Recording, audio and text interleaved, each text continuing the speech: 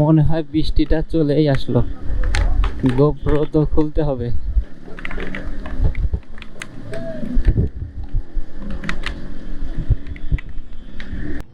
কিন্তু কাহিনী তো এখান থেকে শুরু হয়নি, কাহিনী শুরু হয়েছে এর চেয়ে একটু আগে থেকে। বৃষ্টিটা আসছে পরে, ঠিক আছে।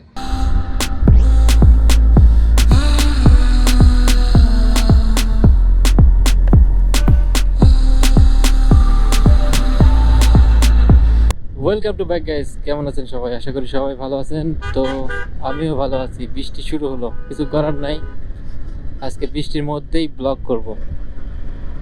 তো অ্যাকচুয়ালি বিষয় হচ্ছে যে আরেক সানডে মানে পুরাতন গাড়ি যেহেতু কিছু কিছু সমস্যা থেকেই থাকে, ধরুন প্রতিনিয়ত সমস্যায় ফেস করতে হয়।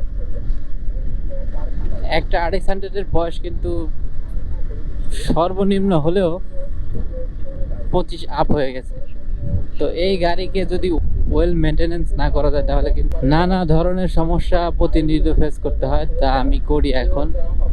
গতকাল আমার সাথে যেটা হয়েছিল, হঠাৎ করে আমি অফিস শেষ করার পর দেখি যে আমার গাড়ির নিচ দিয়ে মোবাইল ঝরছে, এবং এটাকে পার হয়ে নি, তারপর কথা বলি।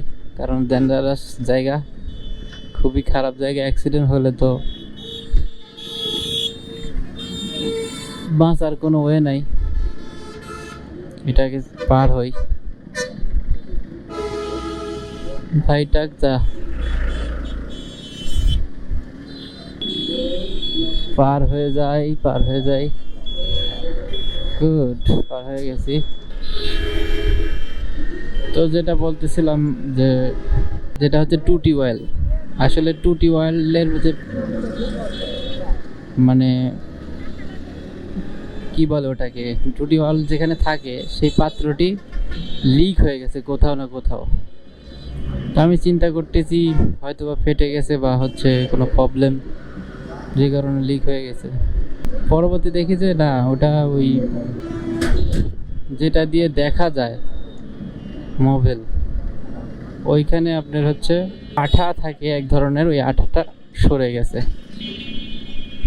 তো যাই হোক, আর একটা সমস্যা সেটা হচ্ছে আমার সাইটের যে ঢাকনা আছে, মানে গাড়ির সাইটে যে এখানে লোগো লেখা থাকে RX 100, তো এই ঢাকনাটি খুলে গেছে, এবং নিচের যে অংশটা আছে যেটা দিয়ে বোল্ট আটকে দেওয়া হয় সেইটা নষ্ট হয়ে গেছে বা ভেঙে গেছে। কি আর করা, খানিক দূর আসলাম, আসার পরে ওটা খুলে পড়ে গেছে, খুলে পড়ে গেছে। এখন পিছন দিয়ে দেখি নাই, পরে পিছন ফিরে অনেক দূর চলে গেছি, তারপরে ওটা আবার খুঁজে পেয়েছি, ওটা আবার লাগিয়ে দিয়েছি। তো এই হচ্ছে কাহিনী, যে RX 100 গাড়িতে আসলে ওয়েল মেনটেন যদি আপনি না করেন তাহলে কিন্তু প্রতিনিয়ত ছোটোখাটো প্রবলেম ফেস করতেই হয়। এই জন্যে RX 100 গাড়িটি খুব যত্ন সহকারে আপনাকে সংরক্ষণ করতে হবে, কারণ এই গাড়ির কোনো নতুন ভার্সন বা নতুন করে কোনো প্রোডাকশন হয় না, যাই আছে অনেক আগের, অনেক পুরাতন। তো আগের বা পুরাতন যে গাড়িগুলা আছে সেই গাড়িগুলা ভালো মতো মেনটেন করতে হবে। আর যদি আপনি ভালো মতো মেনটেন না করেন তাহলে বিভিন্ন সময় বিভিন্ন ধরনের বিপদের সম্মুখীন আপনাকে পড়তে হবে। ভাই বৃষ্টি আসিস না।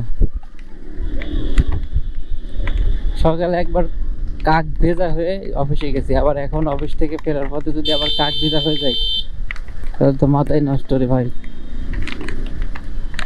একটু দেরি কর ভাই, বৃষ্টি একটু দেরি কর, কোথাও একটা সাইড করতে হবে, তাছাড়া গোপ্রোর মধ্যে হয়তো বা বৃষ্টি ঢুকে যাবে। জানি গোপ্রোতে বৃষ্টি ঢুকে না, তারপরেও যদি বাই চান্স, যেহেতু কেস আছে, বাই চান্স ঢুকতে পারে, অথচ আমাকে কোথাও দাঁড়াতে হবে। যে রাস্তা অফরোডিং ভাই, এখানে দাঁড়ানোর জায়গা নাই, সামনে যাই। আবার যদি রাস্তা পিচ্ছিল হয় তাহলে তো ধারাম করে পড়ে যাবো। যাই হোক, বিষয় না। বৃষ্টিটা মনে হয় থেমে যাচ্ছে আস্তে আস্তে। যাই হোক, থেমে যা ভাই, এর সে জোরে আসিস না।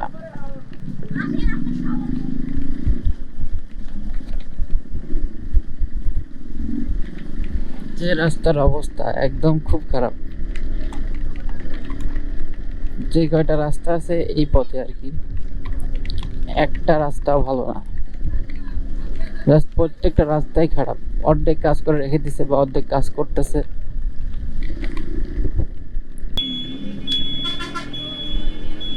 এই সাইডে দাঁড়াতে হবে।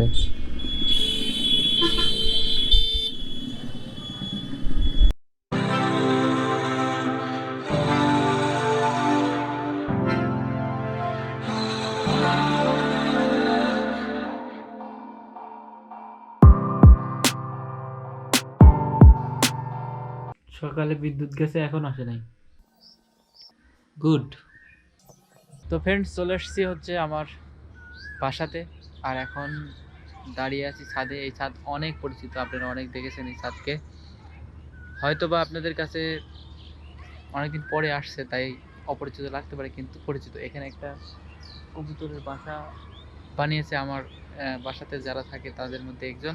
আরেক স্যান্ডেল যদি থেকে থাকে তাহলে সেই গাড়িকে অবশ্যই ভালোভাবে যত্ন করুন, যাতে করে ওই গাড়িটি ভালো থাকে এবং আপনাকে ভালো রাখে। ঠিক আছে, আজকের মতো ভিডিওটি এখানেই শেষ। আগামীকাল আবার দেখা হবে। ওকে, বাই।